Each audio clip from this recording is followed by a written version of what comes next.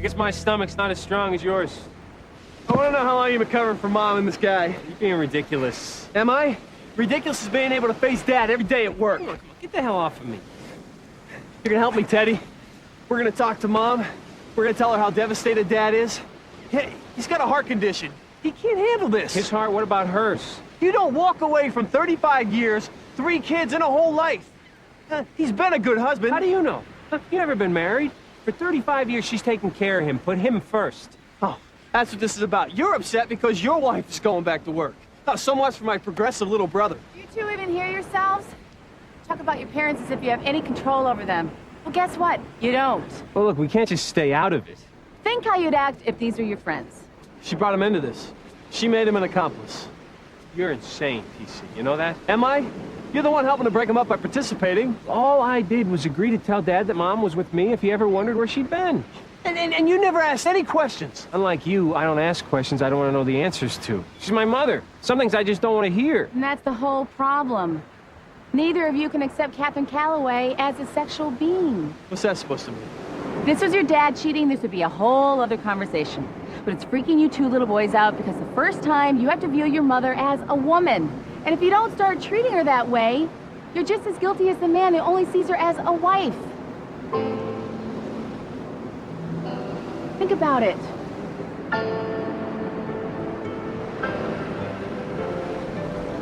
Did they actually use the word divorce? All I hear them do is throw accusations at each other. And when they do, they're both caught so off guard by what the other one says, it's like they haven't really talked in years. Maybe they haven't. I feel like such an idiot. How can I not see it? They're your parents. They've always been your parents. If you don't look at them in a new light, you're just gonna keep seeing the same old picture. Divorce or separation, it's not easy for anyone. But I tell you, in my case, in some ways it made Jessie a better person. How so? She got to know us as individuals. She actually helped us through a rough period. And kids are sensitive. They tell it like it is. I just want to be there for her. And you can be. Just don't lay a guilt trip on them. Hey, isn't today Victor's videotape consummation day? We'll see if they approach Cory and offer to take him out. Now explain to me again exactly how Victor plans on getting out of the actual consummation. According to Del Toro, he's used to handling the advances of beautiful women. Whoa, hold up a second. What's wrong? I'm just a little ticklish there.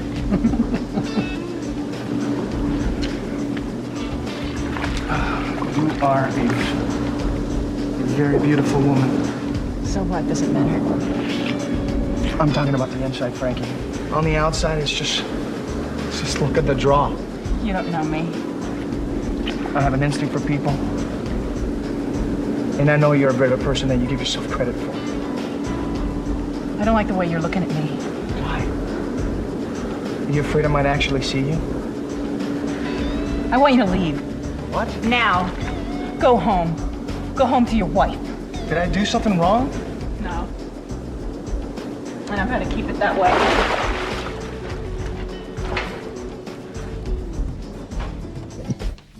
Hey, you fallen in love with that sleazebag? I saw the way you looked at him, honey, and the way you talked to him. Yeah, well, I saw the way you were looking at Thomas Leary's wife. Oh, what's that supposed to mean? You really think I wouldn't figure out who killed 3 of our targets? That's an accusation. Spit it out. Otherwise, lose your tone. I don't like it. You don't like? What about what I like? Or do you even know what that is anymore?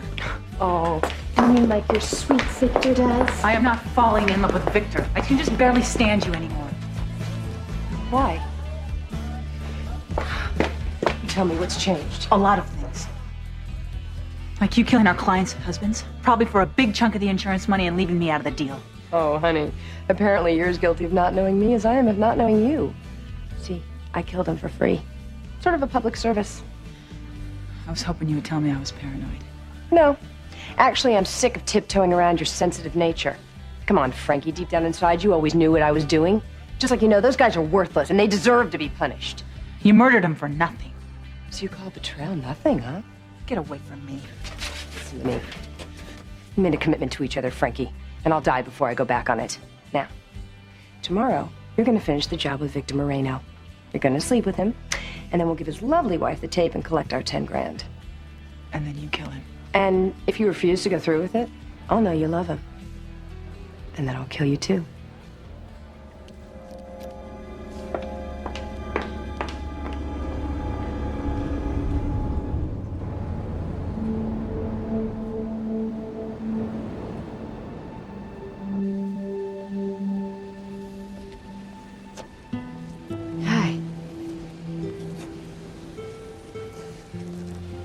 You know, Mom, I can't believe how selfish I've been. You haven't been selfish.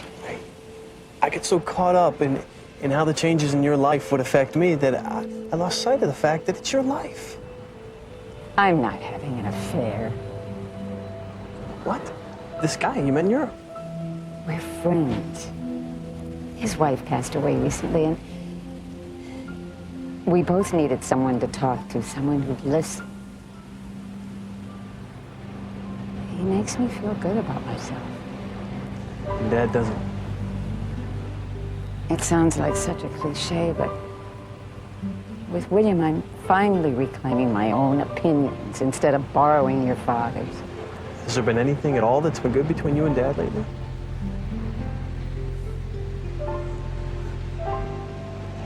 Mom, why have you stayed so long? I kept hoping it'd get better. I didn't want to be a failure.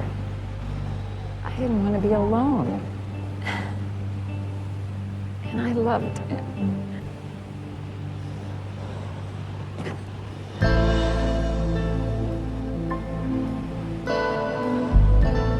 I'm sorry.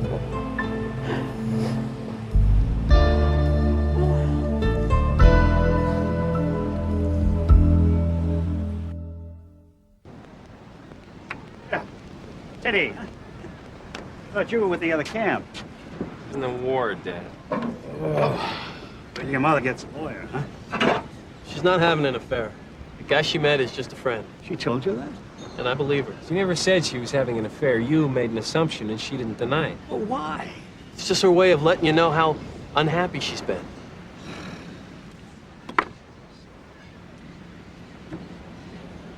I don't want to lose her, guys. If there's any hope of saving this marriage, you're gonna have to see someone professional. You want me to see a shrink? A marriage counselor. Come on, you know how I feel about airing my laundry in front of strangers, TC. No way. And so does Mom. Dr. Daniel Burke? Jill and I saw him for about a year. Now we go once a month for maintenance. You shouldn't see him because it's a conflict of interest, but you should call him. He'll give you a good referral. Are things okay between you and Jill? Best they've ever been. Come on, why didn't you tell me you were having problems? Probably for the same reason he didn't tell me. Yeah, I suppose I didn't set much of an example for tolerance and understanding, huh, guys? Maybe it's not too late for both of us to change. Thanks, Teddy. Thanks, guys. Huh? I'm telling you, she's not a killer. If she was, why would she have prevented me from incriminating myself with my wife? You said that Frankie was worried about you or scared of something. Or someone. I know Tanya's a murderer, and I'm sure Frankie knows that too. Lieutenant, all I need is a couple of hours. I'm meeting Frankie at Scoundrels. I'll get her to talk to me.